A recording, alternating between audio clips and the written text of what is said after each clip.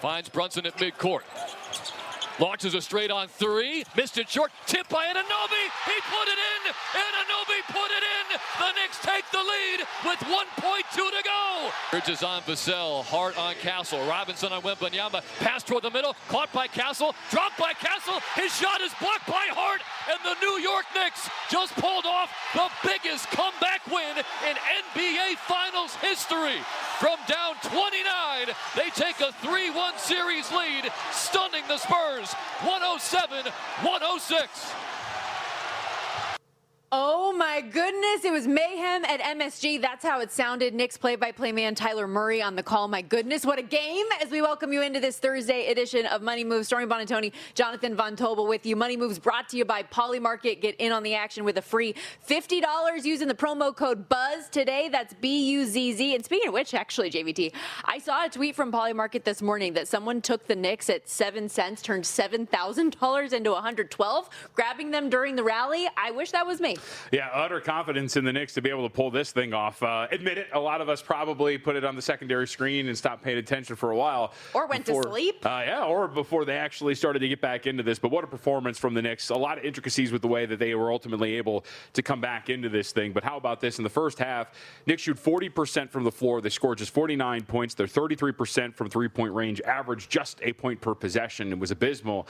And then halftime happens, and you come back out, and three-point shooting magically turns around. You shoot 55% from three and average 1.3 points per possession to come back and win that game. A lot more that happened outside of that, but what a performance, man. Yeah, we will dive deeper into that game, of course, in a moment.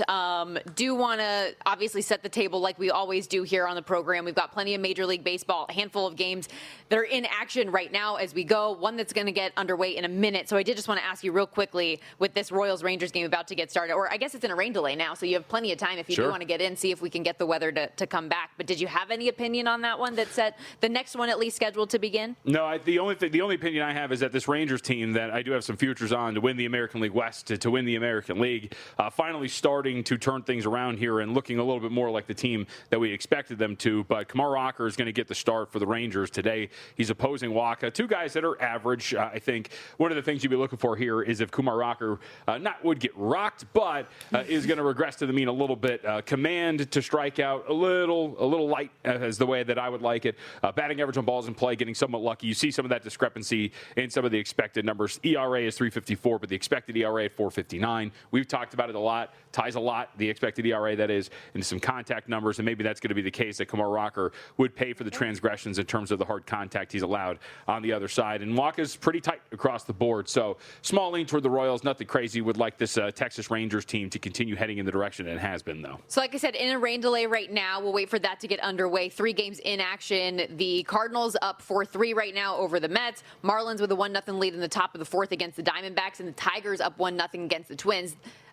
Detroit, we will talk about a little bit later on. We got Chris Jimenez just going to join the program, former MLB catcher, but break down the news, obviously, of the day that Tarek Skubal is set to return this weekend for Detroit, what that might mean for them, and so much more that we got to get to on deck today. Let's set the table with the rundown. It's time for the top headlines and topics of the day. This is the Rundown. Speaking of all of the MLB talk we're going to have, we also have college baseball this weekend. The greatest show on dirt set to get underway from Omaha tomorrow. Matt Grissom does a great job covering college baseball from a betting perspective all season long. We'll get his thoughts a little bit later on this hour. Yeah, we got to go out there last year and hang out with Grissom out there and talk to him. And now with a field that was put together through tumult and chaos, now we will see exactly what we're supposed to do with this now set. Georgia, your favorite, along with North Carolina over at DraftKings, both at plus 275. But is there a deeper shot to be taken?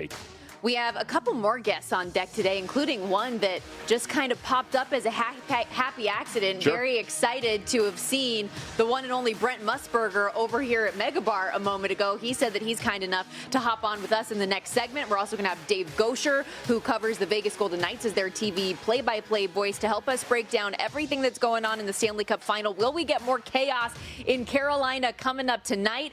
The Canes, the biggest favorite that they have been in this series right now. It's a best of 3. 2 of those games we know are going to be in Raleigh if it ends up getting all the way to 7.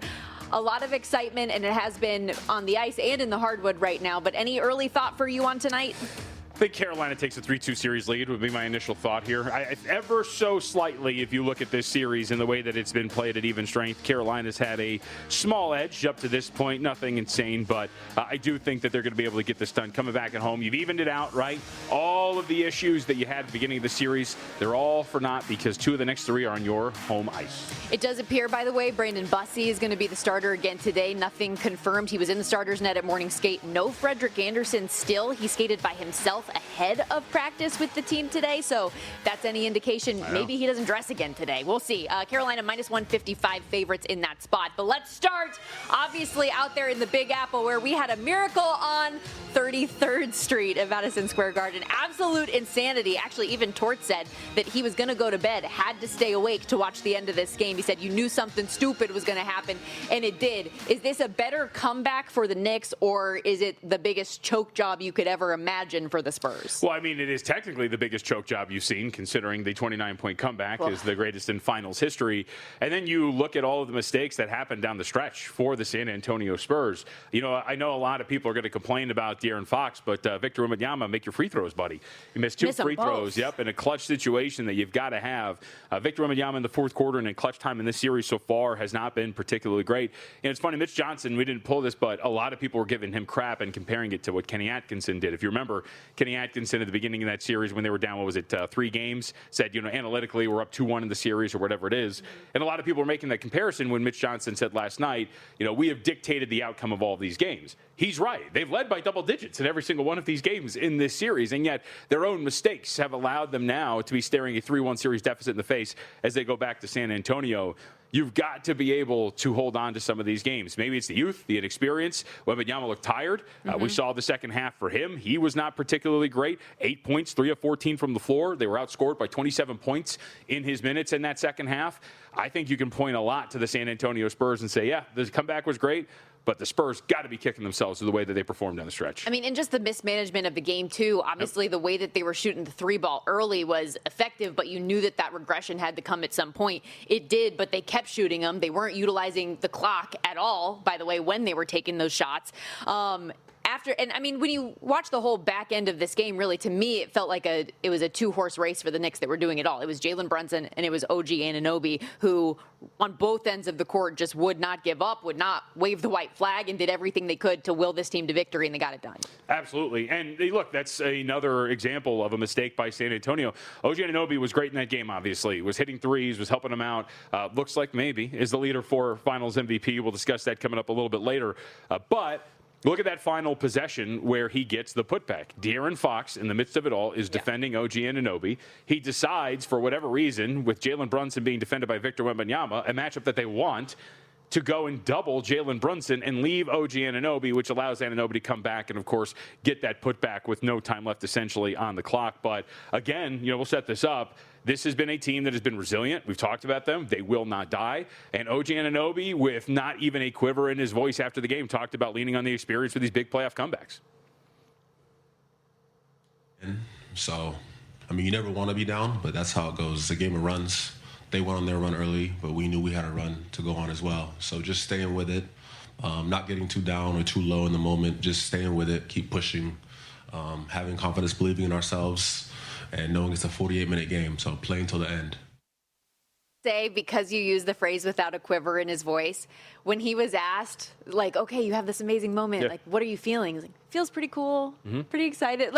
He's so calm. It's unbelievable. I think this Knicks team, we've talked about this before. Again, I'm anti-New York, but I will speak up when we should. And this Knicks team has been fun. They've been a good team. They've been a good group. They've been fun to watch. They've also always all said the right things. Let's hear from Brunson here. To your point about just not really getting too high or too low or whatever it is, this is very reminiscent of Kobe in that finals when he was asked, why aren't you happy? He's like, what's there to be happy about? Job's not done. Jalen Brunson after the game yesterday. Nothing to celebrate here. It was a lot, and just happy we found a way to come away with a win. We got a lot to learn in these next couple of days, but our mentality has to be 0-0 the way it's been. It has to be that way, and I feel like us moving forward with that mindset can really benefit us, but it just there's nothing to celebrate. It's not over yet, not even close. Polymarket seems to think it's near that 80% probability they're giving the Knicks now to close this thing out up the way they are in the series. If you are the San Antonio Spurs, how do you get up off the mat after this? I have no idea. I mean, seriously, so statistically, as we have seen, the 3-1 deficit in the NBA Finals has been a death knell. We've only seen one team do it. That was the Cleveland Cavaliers in 2016 with LeBron James. So, look, maybe you've got a player of the caliber in Victor Wembanyama to lead the way, but Wemby's in his first finals. That was not LeBron's first finals. And when you go out on the road and you have the lead that you do with the ability to even a series up, that is something where if you blow that, that's not something you can come back from easily. But there's some adjustments we could talk about. No doubt about it. This is going to be interesting to see what they're able to do in the bounce back spot coming up after this. Just to reference again, Brunson and Anunoby and the way they were able to close this thing out. Brunson on the day, 36 points, 5 boards, 7 assists. He and Anunoby, the first Knicks teammates to score 30 each in an NBA Finals game. It was just time and time again.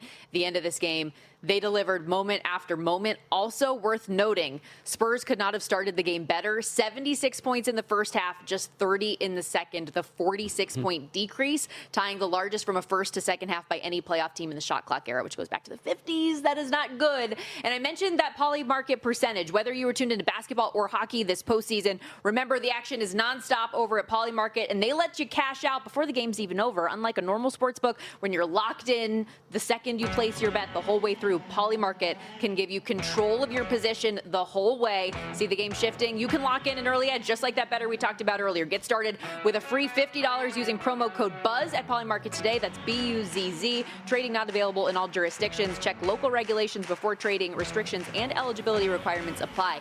And get this, ladies and gentlemen, we got the one and only Brent Musburger joining us next in studio here in Vegas. So you're listening to this podcast because you want an edge. But what if I told you you're only halfway there? You've got the mindset. Now it's time to get the toolkit to match. Here's the thing. Pro bettors spend thousands on data and tools. But what they don't want you to know is that you can get the same edge for a fraction of the cost with VSiN Pro.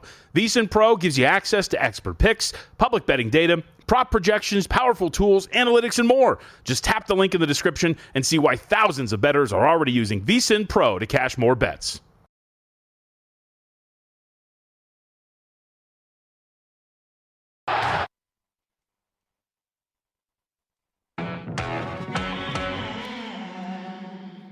You're watching Money Moves here on VSiN, the sports betting network. It's hard to get better than this as we welcome you back to Money Moves on VSiN, the sports betting network. You hear that laugh. What a pleasant surprise it was to walk into Circa and see the one and only Brent Musburger. What's going on? Stormy, JVT, I had to get in here early. I wanted to beat the crowd. I wanted to get into the Survivor and the Million. Yes. But what a week this is. I mean, unbelievable.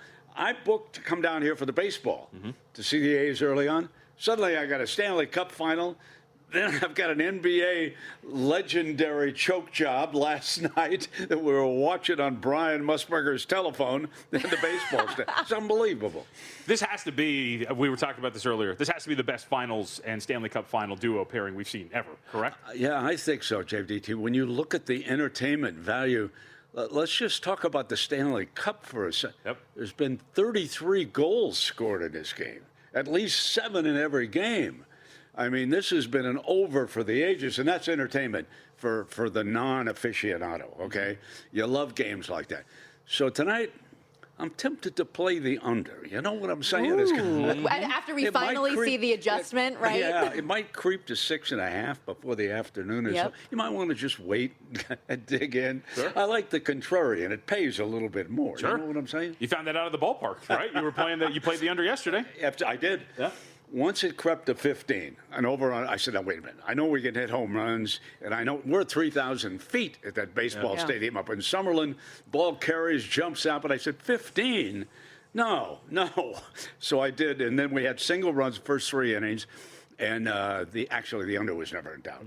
And that just goes to show how wise you were, because you were also in the stands for the home run derby game that we saw earlier this week with 29 combined runs. I got the over 10.5, so I got that one pretty easily. Look at you. See, way to rub I it in. just bet baseball for the rest of my life. I forget the rest of this stuff, Help me out, because I am somebody who had the under 11 that day, and JVT warned me I was the wrong side. But I was trying to be contrarian that day, and I went too far. Well, Hoops Peterson said, well, we're going to have 9.5. We had 9.5 in the first 3 innings of that game. Yeah, for those who don't know, Greg, that they did make the total 9, but I think he did adjust a little bit here. So Yes. you mentioned the total tonight. Who do you think wins tonight? When I went with Derek Stevens and was his guest at the game, the last game here in Vegas, I was terribly impressed with Carolina, and for a couple of reasons. They're speedy, they're big, and they're nasty, okay? They took no prisoners down there in front of the net because that's where those seats are for the circus seats. I came away very impressed with the Canes. I also come away with the feeling that something's wrong with Eichel, okay? Yeah. Hand or wrist, and maybe we'll find out a month afterwards, he's not quite the same. Now, that doesn't mean they can't win tonight. But also, Carter Hart has not been as good in the nets in this series as he was earlier in the playoffs and at the end of the regular season. I love what Tortorella's done. They'll have a chance. But like I said, they're big, fast, and nasty. And the new goalie they put in there, when he was standing in front, I didn't realize how big he is. Yep. And he covers that entire net.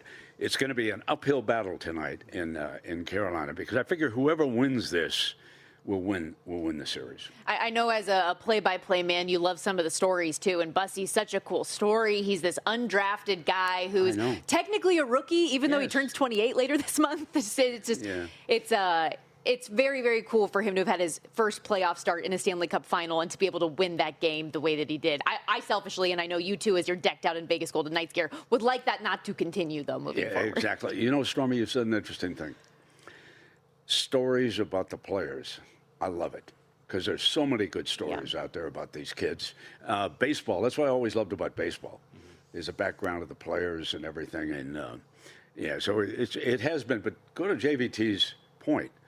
The entertainment level. Now we've got also the World Cup starting. And you've got, listen, I know nothing about soccer, so I'm a fan. So I bet the United States to win the group. Can they beat Turkey? I have no idea. Our expert here at VSiN says no, they won't. He knows, he's forgotten more about soccer than I know, okay? But I got to have a little thing to root for the red, white, and blue, so I'm going to back the U.S. to win that group. I'm with you. Plus 140 is what I got. What'd you get? You probably got a better number than me because you're you. It was plus money. I like the plus money.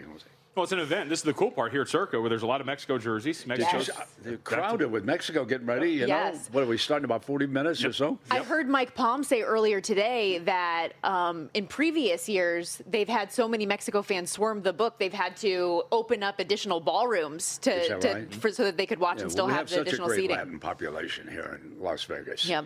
What an integrated city. I was thinking that the other night at the baseball. I saw a lot of Asian fans who were there. And also, what was impressive is how many Brewer fans came to town. They probably saw on the schedule, hey, we're going to play 3 games. We're not going to Sacramento. We can go to Las Vegas. And here they are. And, of course, somebody asked me, why don't they move the team to Las Vegas? The reason why is television.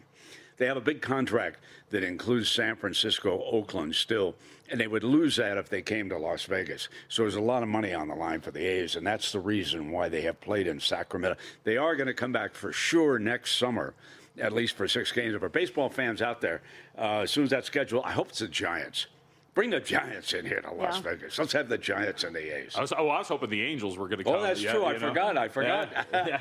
You need them. We're going to get baseball next year, though? I mean, the CBA, they're going to negotiate this, and it seems like they're going to. No, we're going to have a strike. Yeah. Yeah.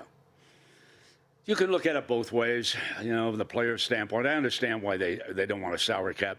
But I would just point out to everybody, in my opinion, without a salary cap, the Green Bay Packers would not exist. And I just want to throw that out. They're still going to make millions. They're not going to starve to death, okay? Marvin Miller was the original instigator of the current system in baseball. Greatest negotiator was ever around, and he negotiated on behalf of the players and no salary cap, and it's been that way ever since. But, as somebody who loves the Packers, loves the small market teams, I would like to see a salary cap. Yeah. Because I still think that when it's all said and done at the end of this year, the Dodgers are going to be the team to beat because of how much money they've spent. Sure. Well, and I'd throw in the NBA. Brent, we're about to get our 8th unique champion in the NBA in 8 years. Absolutely. That's fantastic for Think fans. about that. I mean, that's unbelievable. Yep. Did you have the Knickerbockers? I know you picked them to win the series, my man. Yeah, Knicks in 7 was the pick for me. I had a bunch of series props for it. We're looking good for one of them. I've got De'Aaron Fox to lead the series in assists, so we might get there. He's up by 4 right now in the lead. But Karl-Anthony Towns let go of the MVP. I had him the first 2 games, looked like he was going to run away with it, and he just disappeared, man. So I think we'll come out on top of the series. Is Brunson going to win it? I think OG Anunoby might steal it from him. Well, that picture of him with that hand up there, man. The hand of OG is what they're calling it. Boom. Yep. I mean, the shot from the left side of Brunson when he fires up over Wemby is a great shot because you can see the hand rise up above everybody else. And box him out. Yep. Nobody did. When you were watching last night, could you feel like they were going to finish the job as they were just mounting the comeback? Honestly, when Fox made the mistake of going to the basket rather than dribbling and getting to the free throw line because they would have had to foul it, I thought he made the shot on Brian's cell phone. I honestly thought the ball had gone in until then suddenly we see they're coming back down and then they got the timeout and set up the winning play. It was fascinating. Everybody was kind of looking over Brian's shoulder down. They're trying to find out what's going on.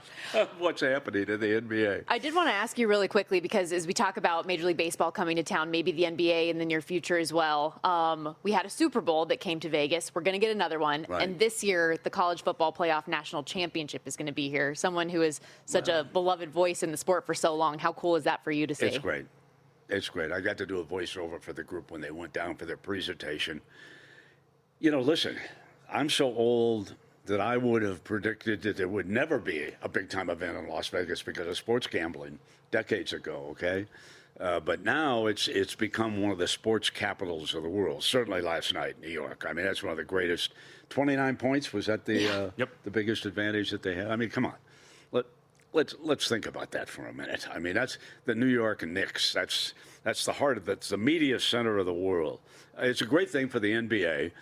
Not so good for San Antonio. And Popovich probably remembers the day he didn't put Duncan out there defensively, and that cost them a championship. So they've got to regroup. But I would think it's really uphill for them. But what a great thing for Vegas. And by the way, that Super Bowl that was here, that was one of the best attended and directed Super Bowls that I've ever been to.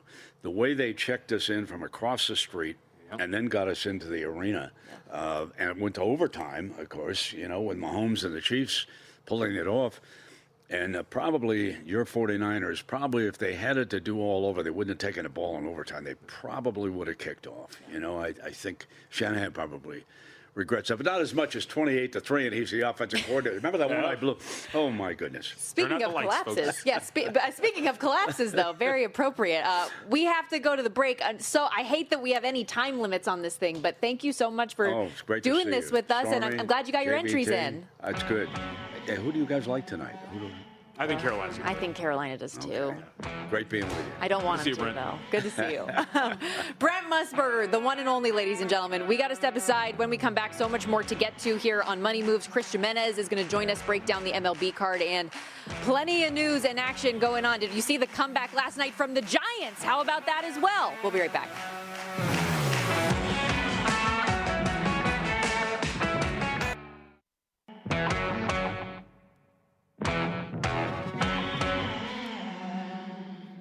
You're watching Money Moves here on VSiN, the sports betting network. Whether you're tuned in to basketball or hockey, the action is nonstop, and Polymarket lets you cash out before the final buzzer. Unlike a normal sports book where you're locked in the second you place a bet, Polymarket gives you the control of your position the entire way through. If you see a game shifting, you can lock in your edge early. Get started with a free $50 today using the promo code BUZZ over at Polymarket. That's BUZZ. Trading not available in all jurisdictions. Check your local regulations before trading. Restrictions and eligibility requirements do apply. But if you've been buying low on some of these markets markets you've been cashing in. Obviously, the Knicks with the most historic comeback we have ever seen in NBA Finals history. Whoever's trailing in the Stanley Cup final, just go for it. But because we have been so, so much drooling over some of these postseason games, it's gone a little bit to the wayside. The craziness that's been going on in MLB this week as well. We talked about it with Brent Musburger last segment, the home run derby we had out here in Vegas with the A's and Brewers earlier this week. Last night, a lot of people probably missed the Giants being down 8 runs in the 8th inning. They come all the way back to win it with a crazy grand slam. Very lucky to have Chris Jimenez join us here on the Progressive Guest Line. Former MLB catcher turned analyst, doing great work across the landscape as an analyst with MLB Network Radio. And Chris, what a great time it is to be a sports fan with all of this going on. Baseball's never been better. So for all the people and the powers that be, if we could not have a lockout next year, that would be great, because baseball is booming right now. And why would you want to screw this up? This makes no sense to me. All right, so let's talk about some of the things we've seen. Narratively, we'll start in the AL Central, your neck of the woods, but with another team. Skubal is on his way back. What does this mean for a Tigers team? I think it's 6 out of the last 8. They're starting to string some wins together. What do we look at with the Tigers now that Skubal's going to return?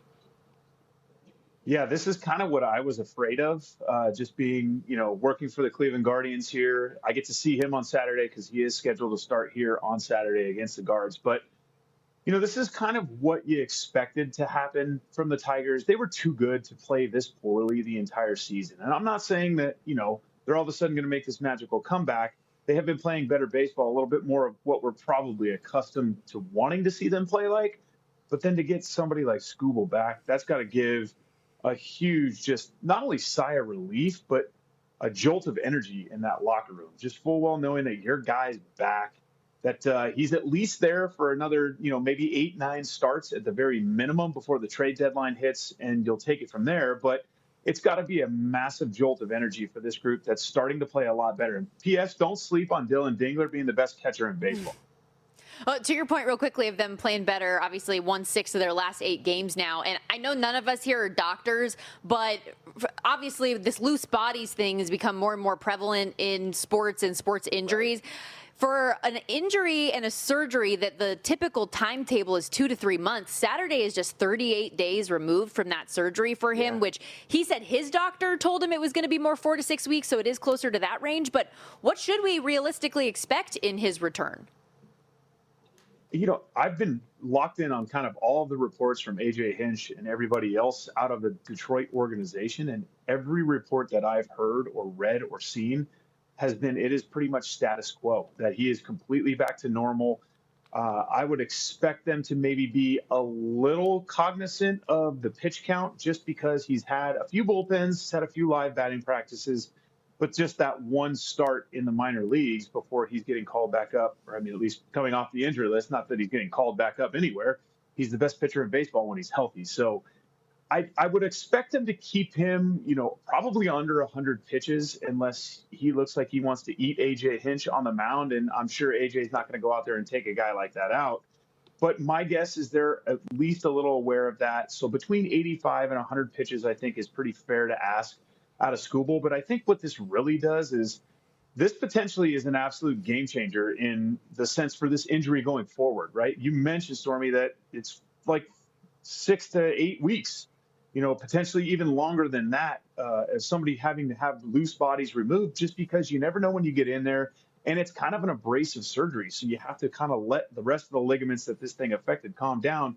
But now with this new type of surgery, an experimental type surgery, and boy, what a guy to experiment on, right? Because you're either a hero or the biggest foe on planet Earth if you ruin Tarik Skubal for the rest of not only this year, but potentially his career. But everything seems like it's come out flying colors on this end. And unfortunately for me, I have to watch him pitch against us here on Saturday night.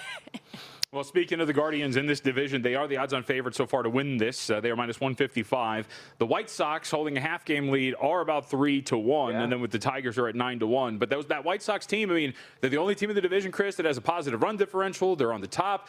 They're going to get a little bit healthier, too, in terms of their lineup. Should we be looking at this White Sox group to hold on to the top of the Central? Dude, that's a great question. Now, I'm going to say this with my heart and not with my brain. My heart tells me that they're still at least a year away. My brain is telling me that this team could actually potentially be there right now. They're significantly ahead of schedule in the regards to their rebuild and what they have going. Give Will Venable and their coaching staff just an unbelievable ton of credit. Chris Getz has done a great job. He's made some very shrewd trades that I think he got a little bit of flack for at the time, but now those trades are really starting to come to fruition at the big league level. They are loaded with young elite talent, and their pitching staff has been unbelievable this year. If you're looking at something that is probably as unproven as that pitching staff, that's the only hesitation that I have that's saying that this team is not going to compete for a division title this year, which is crazy to think. But just 2 years ago, they lost 100 and almost 20 games, and now we're talking about them potentially competing for the AL Central here just 2 short years later. But if you're looking for one thing to kind of keep your eye on, it's that starting pitching. It's very unproven. I'm not saying that it can't continue to pitch this good, but it's unproven to this point.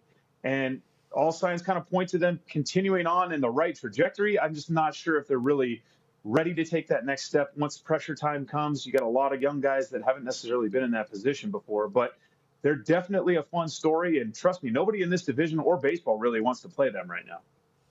Former MLB catcher Chris Jimenez joining us here on the Progressive Guest Line. I want to look a little bit too today. With all the day games going on, there's just 3 games in the evening slate, one of which the national broadcast of the day on ESPN, Mariners, Orioles, Brian Wu, Kyle Bradish on their respective hills. Both got hit up a little bit in their last games, but people certainly think Brian Wu is going to bounce back. Our producer, Justin Emery, every single day, he's diving into the who's going to be the strikeout leader of the day market. And Wu specifically went from 28-1 to the 4-1 favorite earlier this morning. So what are your expectations for him in this game later on tonight? Yeah, I think this is one of those starts where last start in Detroit did not go great. I mean, he set pretty high, lofty standards. So for any mere mortal, it's probably an okay start, what he had last week in Detroit, but for him, significantly below par. And I would fully expect, in particular with the way Baltimore's kind of been, up and down offensively, there's some swing and miss in this lineup. He's going to take advantage of that with the fastball slider combo. I think Brian Wu is going to go out there and pretty much shove today because that's the way it's going for the Orioles right now, first and foremost. But the Mariners have been kind of on a heater a little bit here as well, and they're starting to play a little bit more of what we all kind of thought they would play, like at least this entire season. It's funny how the summer months kind of come in. Julio Rodriguez starts heating up. This pitching staff has always kind of carried this team, but offensively they have some firepower now. Josh Naylor's swinging the bat better. Julio is coming around a little bit, and they're going to get Cal Raleigh back here very shortly as well. So the Mariners, to me, are a team to look for. If you wanted to take everything they had to start the year where they were atrocious and you're like, what is going on with this team? I was sitting here on MLB Network Radio telling you, don't sleep on these guys. They're going to be really good. This pitching staff is too good, and they have too much offense there. It just needed to come around a little bit, and I think we're starting to see it play out like that now. In our last 90 seconds, a loaded question. Who should we be looking at for AL MVP considering the absence of Aaron Judge now? Yeah, this one stinks because we just saw the Astros the Yankees 6 times. Maybe I just gave away who I said the AL MVP is going to be right there. Well, why not just get to it? It's Yordan Alvarez. Let's be honest. He's the best hitter in the league right now. He is off to an unbelievable start. And as much as it kills me that this might have been Jose Ramirez's year to finally win one, since Aaron Judge is missing so much time, he's kind of had a very subpar year as well. Compared to his lofty standards. Not that he can't pick it up as well, but for me so far, it's been Yordan Alvarez. He has been an absolute menace. And all these trade rumors that I keep hearing about Yordan are absolutely insane because if you're crazy enough to trade a guy like that, you should probably be fired on the spot. Yeah. Chris, you're the man. Thank you so much for the time today. We appreciate it. You got it. Go Knights. I heard Musburger was talking about the Hurricanes. No, it's all about the Knights tonight. Let's go. Oh, man, right. That is the energy I needed today, Chris. What a way to end the segment. Thank you so much. Enjoy the game. You got it, guys. Have a good weekend. Hell yeah. You picked the Hurricanes. Doesn't mean I don't want the Vegas Golden Knights to win. One would argue you're wearing Hurricane colors. According to Mike Palm this morning, I'm wearing Texas Tech colors. It's the so same there thing. we go. Yeah, very true. Got to combat all of my Twitter haters this morning. Oh, man, that's a lot, by the way. We have to step aside. Some of you are really stupid, by the way. Thank you. We'll talk about more. We'll get to that a little bit later on, maybe. But when we come back, speaking of Not the you, though. aforementioned Golden Knights and Hurricanes, we're going to get into it all with Dave Gosher, TV play-by-play man for Vegas, give us his perspective on a big Game 5 coming up tonight in Raleigh.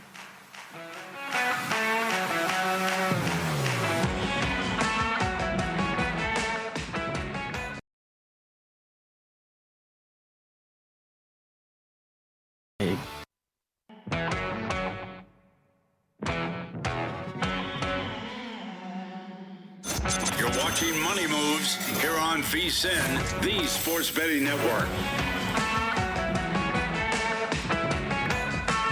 Back here on Money Moves, Stormy Buonantony, Jonathan Von Tobel with you as we are dialed into both the NBA and hockey postseasons. The action is nonstop. And did you know Polymarket lets you cash out before the end of the game? Unlike your typical sports book when you're locked in the second you place a bet, Polymarket gives you control of your position the whole time. If you see the game shifting, you can lock in your edge early. And boy, have we seen a lot of shifts in both of these series. Get started with a free $50 using promo code BUZZ at Polymarket today. That's BUZZ. Trading not available in all jurisdictions. Check local regulations before trading. Restrictions and eligibility requirements do apply. And not only that element of it, but some of the shopping in terms of the numbers you can get on teams. I was looking at the Stanley Cup final tonight and the odds for who's going to win it. Golden Knights to win the cup over at a place like DraftKings, plus 120 right now. FanDuel, plus 126. Polymarket is plus 138. So if you're getting better numbers, try to seek that out. That's all that we want to do as bettors at the end of the day. Something tells me our next guest thinks the Golden Knights are going to go all the way too. Dave Gosher, TV play-by-play man for the VGK, kind enough to join us from Raleigh on the Progressive guest line. Dave, this has been an up and down series to say the least. We're tied at 2 going back out there to Raleigh today. What's the general vibe of the group like right now? Yeah, good to be with you guys. It's I'm hopeful, Stormy. Yes, so if you've got hope, you've got a lot of things. I just think the series has been bananas. It really has been, and seems like no lead is safe. No lead has been safe. Both of these, what I find maybe the most interesting is these are two really good defensive teams. But if you watch the first 4 games, you would not think that. So, I think from the Golden Knights standpoint, and probably for both teams, but I'll just speak to the VGK, they've been really good at moving on quickly, I think, win or lose in the playoffs. And, it's a team that hasn't lost 2 in a row in the postseason since the early part of round 1 against Utah. So I think they feel pretty confident. They won, I've already taken a game here in Raleigh. You can make an argument they probably should have won the second game here in Carolina as well. But look, maybe this is how it's supposed to be. These are two really good teams that have done a lot of good things so far in the playoffs. And maybe, if you kind of strip away the emotion of these games, which is hard to do, and you try to zoom out a little bit, maybe this is where we should be at after 4 games. So you talk about defense. The Hurricanes goaltender, the new one, Brandon Bussey, did give up 3 goals on just 21 shot attempts, but there weren't that many shot attempts for Vegas. So I wanted to focus there. What was Carolina doing so well in this last game that we're limiting those shot attempts early for the Knights? Yeah, I think, Jonathan, the ability to kind of protect the slot and keep them to the outside, I think was, it's been one of the strong suits of Carolina all year. I think sometimes, and look, I do it too, you get, the numbers get a little skewed with Carolina because of there's such a high shot volume team at the other end. But, they do deserve credit that they kept the Golden Knights to the outside for a good portion of that game. I was looking at some numbers earlier this morning. The Golden Knights had 12 shots from the slot the entire night, 12 of the 21 they had in the game. So, but the 21's an issue. And I think for Vegas, they've got to find a way to put more pressure on Bussey. I found it interesting that Carolina went in that direction in the goaltending department after the 3rd game in Vegas, putting in Bussey, who hadn't played in a long, long time. But I think the Golden Knights need to make it more difficult on him. This is a guy that just started his first ever playoff game 2 nights ago. So from the Golden Knights standpoint, maybe they take a shot out of Carolina's playbook with shot volume being at a premium now and for the rest of the series. Golden Knights TV play-by-play man Dave Gosher joining us here on the Progressive Guest Line. Speaking to that, Mitch Marner, who's been so masterful throughout the course of the postseason, and we saw in Game 3 had 10 shots on goal and was amazing. Didn't have a single shot on goal last game. Jack Eichel, another one of your stars, despite having 20 points this postseason, just 2 goals. In this series, we haven't seen any. How important is it for specifically their best players to really lead the way in that area? Yeah, I think it's vital, Stormy. You know, Jack did a media availability. He must have had 25 or 30 media members hovering around his stall this morning after the morning skate. And, you know, look, he's about as self-critical as you're going to get. I don't know of anyone that's more hard on Jack than Jack himself. You know, if you look at it the other night, and I'm sure you guys were watching the game, I mean, he hits the crossbar when it was 3-3 on the power play, then had a great chance when they were down 1 late after they had pulled hard for the extra attacker and just put it over the crossbar. But you're right. I mean, I think they need, you know, somebody like Jack to have a bigger piece of it here if they're going to get to where they want to go. You know, Marner's been so good for them in the playoffs, but it was the other night of, you know, the hat trick and 4 points and 10 shots in Game 3, and then much quieter in Game 4. But I think there's certainly room for improvement there. But and I think you can look at the other side too, guys. You know, are some of their better players going to get going? The Golden Knights are hoping that's not the case, but you know, looking at it from the Vegas standpoint, yeah, I think, you know, Marner and Howden have done so much of the damage for them in the playoffs offensively, and they're going to need some other guys to kind of jump on board in a bigger way. We've also seen Carolina's power play come to life. What's changed for them in these last couple of games?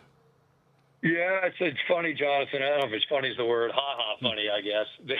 It's a power play that hadn't done much, you know, most of the playoffs. And then their ability, well, first off, you know, and John Tortorella said this after the game the other night, Jordan Stahl's killing him. You know, he's killing him. He's a big guy at whatever he is, 6'5" or 6'6". But if you look at, you know, the goals that they've scored on the power play in the last couple of games here, let's even go back to Game 2. Stahl had the deflection on the tying goal after the coach's challenge went against him. Stahl had the power play goal for them the other night when he picked up a loose puck that went off of Braden McNabb right to his stick. They have not done, and they admit this, a good enough job of protecting their own house. And they're going to have to find a way to rectify that, not just with Stahl, but with others in front of their net. You know, Jarvis scored the overtime goal here in Game 2 the other night on a power play. So their power play goals have come at massive times, too. That's the other piece of it. You know, and so for the Golden Knights, who are, you know, have been a real, whether it was old coach or new coach, have been one of the better penalty-killing teams in the league. Protecting the slot in their own end has proved to be, you know, an issue for them. It's either they haven't been able to protect it well enough or they vacated the slot. You know, you think about what happened on Stahl's goal the other night, which turned out to be the game winner. Bad turnover by the Golden Knights, and then they just vacated the front of the net, and Stahl was able to bat in what turned out to be the winning goal. Dave, because we're talking about Jordan Stahl, I feel like we in the betting space overanalyze a lot of these award markets all the time. Jordan Stahl specifically went from like this 100-to-1 plus shot to among the favorites on Carolina's side now to win Conn Smythe. And it's been so interesting because should Carolina go on to win this series, who is the leader in the clubhouse for them? I don't know. Like, how do you view this Conn Smythe race right now outside of Mitch Marner?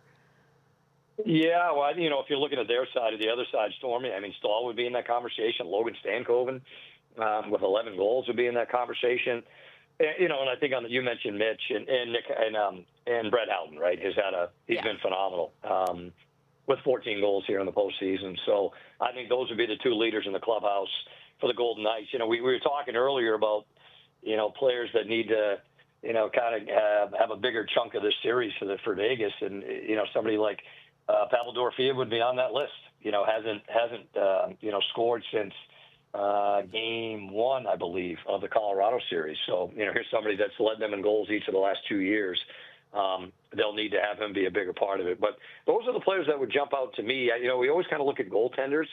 I think both goaltenders have kind of been you know, so far in the series with Hart and Anderson, to the point where now Carolina's making the change to go with Bussy. But you know, those players that, you know, we've kind of mentioned, boy, they've done a lot of good here for both teams here in the playoffs. Dave, really appreciate your time. Have a great pregame show today. And I guess, do you have a personal fan out there? I know we were talking about it's pretty warm in Raleigh right now. You got to deal with the humidity. Well, either a fan, Stormy, maybe some umbrellas. Maybe we could rent a tent. That's just what we need. The diva broadcasters out there under a tent because they can't take the heat. Imagine the reaction to that. What is wrong with these people?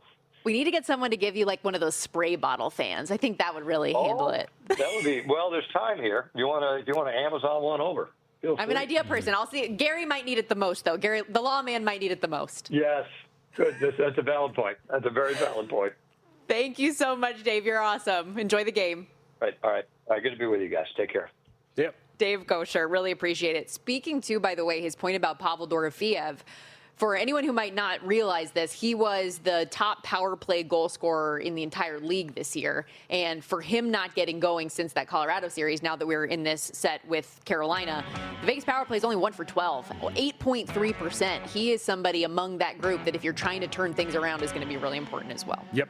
I'm distracted. We're out on the pitch. We're getting ready for this thing. Salma Hayek was out there holding up the World Cup trophy.